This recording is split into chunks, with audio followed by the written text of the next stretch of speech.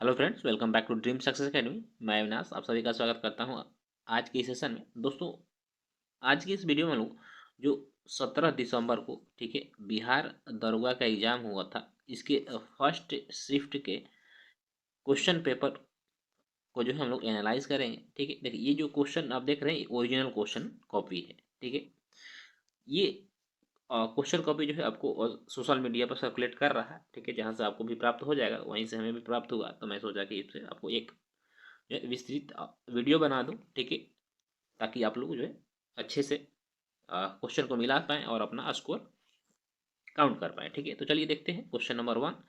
Question number one था कि पांचवा आसियान, ठीक है, थोड़ा धुंधला दिखाई दे रहा होगा, थोड़ा सा अपना आप लोग क्वालिटी बढ़ा लीजिएगा। क्वेश्चन नंबर वन था कि पांचवा आसियान भारत व्यापार शिखर सम्मेलन कहाँ हुआ, आयोजित किया गया था। ये जो है आपको कुआलालंपुर में आयोजित किया गया था। नेक्स्ट क्वेश्चन देखिएगा कि राज्य विधानसभा की अधिकतम संख्या निर्धारित की गई है कितनी। ये राज्य विधानसभा का जो अधिकतम संख्या वो 500 है। ठीक है, और मिनिमम संख्या की यदि बात करें तो वह 60 होती है। तो आंसर आपका ऑप्शन नंबर डी हो जाएगा। क्वेश्चन नंबर तीन था आपका केंद्रीय मंत्रिपरिषद सामूहिक रूप से उत्तरदायी होती है। तो यह लोकसभा के प्रति जो है सामूहिक रूप से उत्तरदायी होती है, और व्यक्तिगत रूप से जो है राष्ट्रपति के, कोई भी मंत्री जो होता है या व्यक्तिगत रूप से राष्ट्रपति के प्रति उत्तरदायी होता है। नेक्स्ट क्वेश्चन देखिएगा कि राष्ट्रीय आय बराबर होती है। राष्ट्रीय आय बराबर आपको एनएनपी मार्केट प्राइस पे होता है। ठीक है, ऑप्शन नंबर बी हो जाएगा। नेक्स्ट क्वेश्चन देखिएगा कि जो संघीय कार्यपालिका में शामिल नहीं है, संघीय जो कार्यपालिका में शामिल नहीं है, इसमें देखिएगा भारत का राष्ट्रपति, प्रधानमंत्री, भारत का महान्यायवादी, ये तीन जो है यह संघीय कार्यपालिका में शामिल होते हैं।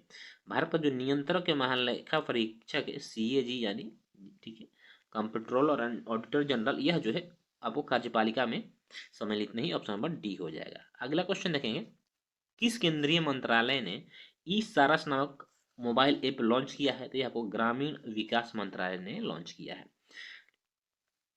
क्वेश्चन नंबर सात था कि हाल ही में पदक जीतने वाले रुद्राक्ष पाटिल का संबंध किस खेल से है। तो इनका संबंध आपको निशानेबाजी से है।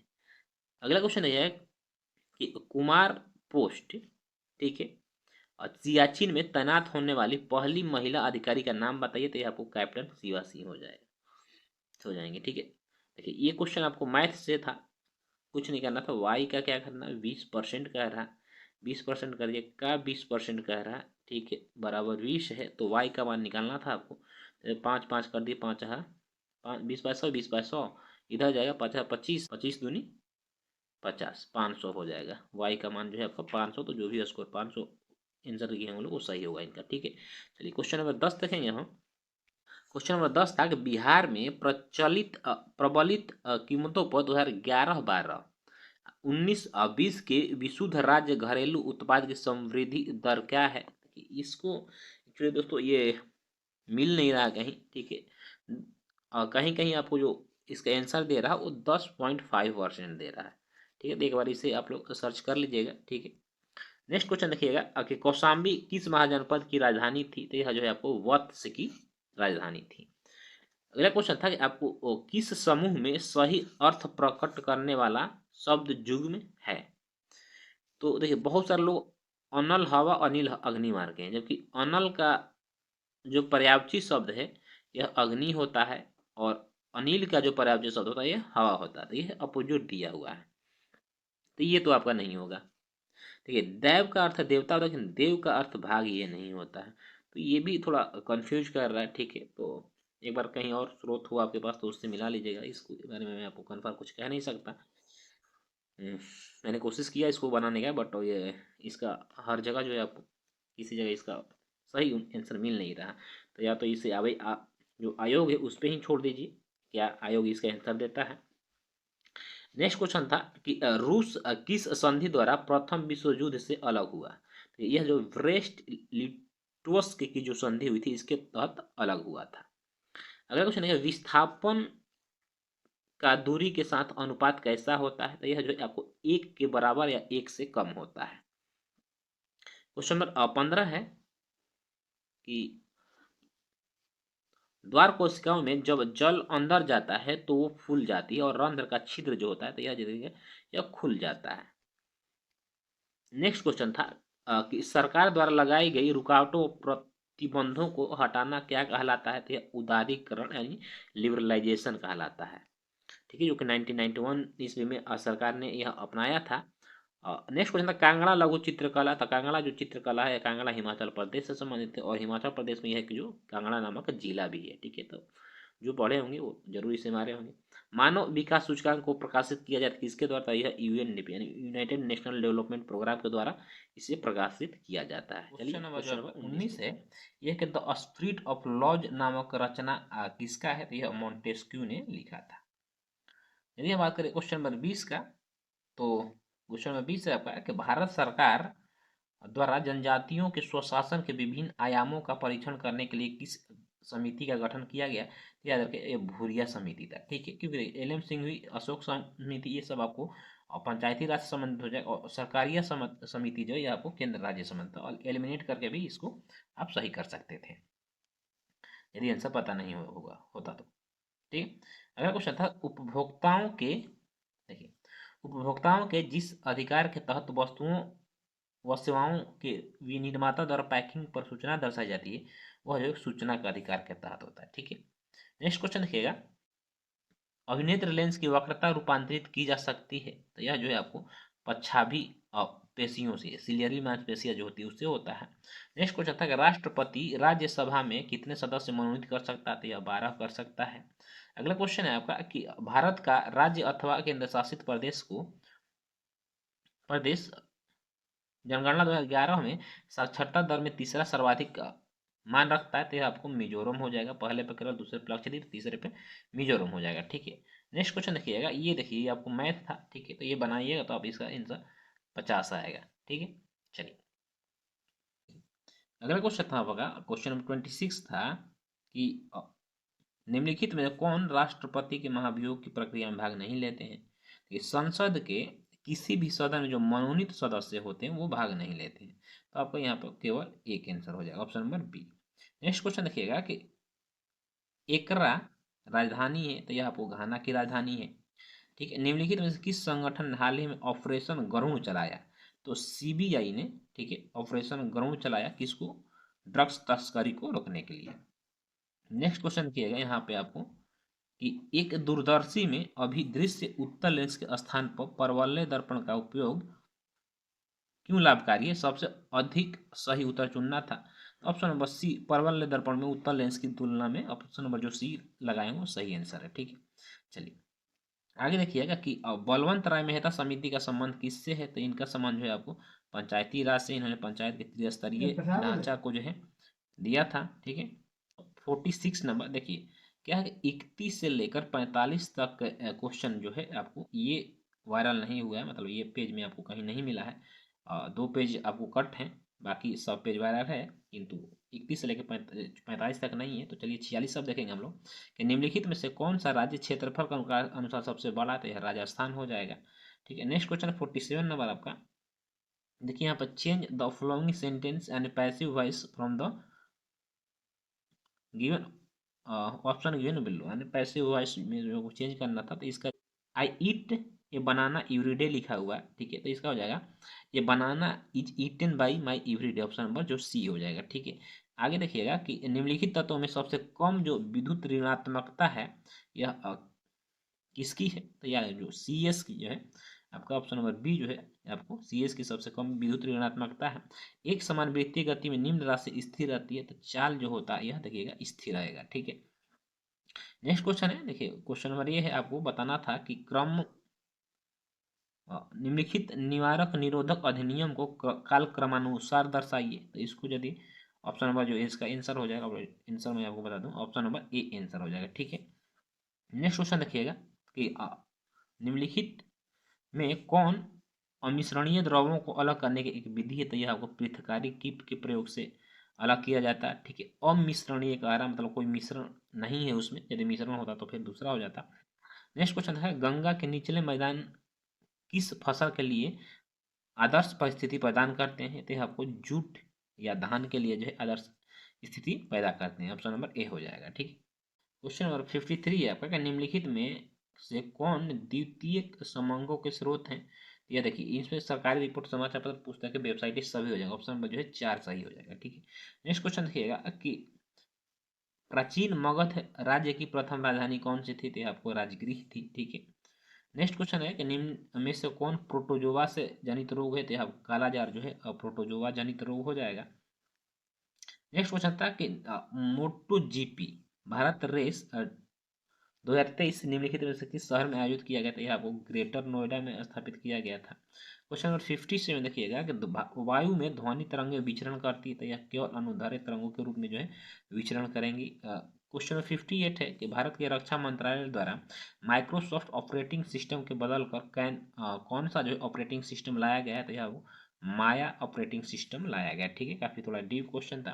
नेक्स्ट क्वेश्चन है कि वर्ष 2011 में भारत में किस केंद्र शासित प्रदेश में लिंगानुपात जो है न्यूनतम रहा? तो यह आपको दमन और दीव में रहा था। ठीक है, आगे देखिएगा क्वेश्चन नंबर 60 है, त्रिज्या ए तथा ऊंचाई बी मैथ है, इसका आंसर आपका 2 पाई ए बी हो जाएगा। ठीक है, मान रख दीजिएगा तो बन जाएगा। नेक्स्ट क्वेश्चन देखिएगा कि बहुत ठंडे मौसम में एशियन निम्न में से किस कारण से पाउडर में बदल जाता है? तो ये सफेद एशियन की स्लेटी एशियन में बदलने के कारण हो जाता है। ठीक है, ऑप्शन नंबर डी हो जाएगा। नेक्स्ट क्वेश्चन देखिएगा कि नॉर्वे शतरंज विंज टूर्नामेंट में किस भारतीय शतरंज खिलाड़ी ने मैगलन कार्लसन को हराया? तो यह आपको डी गुकेश ने हराया था। ठीक है, क्वेश्चन नंबर आगे है आपको 63 नंबर की पूर्ति के नियम के अनुसार एक व्यक्ति की कीमत एवं उसकी पूर्ति मात्रा के मध्य संबंध जो होता है यह हमेशा धनात्मक होता है। नेक्स्ट क्वेश्चन देखिएगा कि 64 किसी क्षेत्र में क्रमवार नियोजित कार्यक्रम के अनुसार फसल उगाने की प्रवृत्ति को क्या कहते हैं? तो इसे आपको क्रॉप रोटेशन यानी कि फसल चक्र कहते हैं।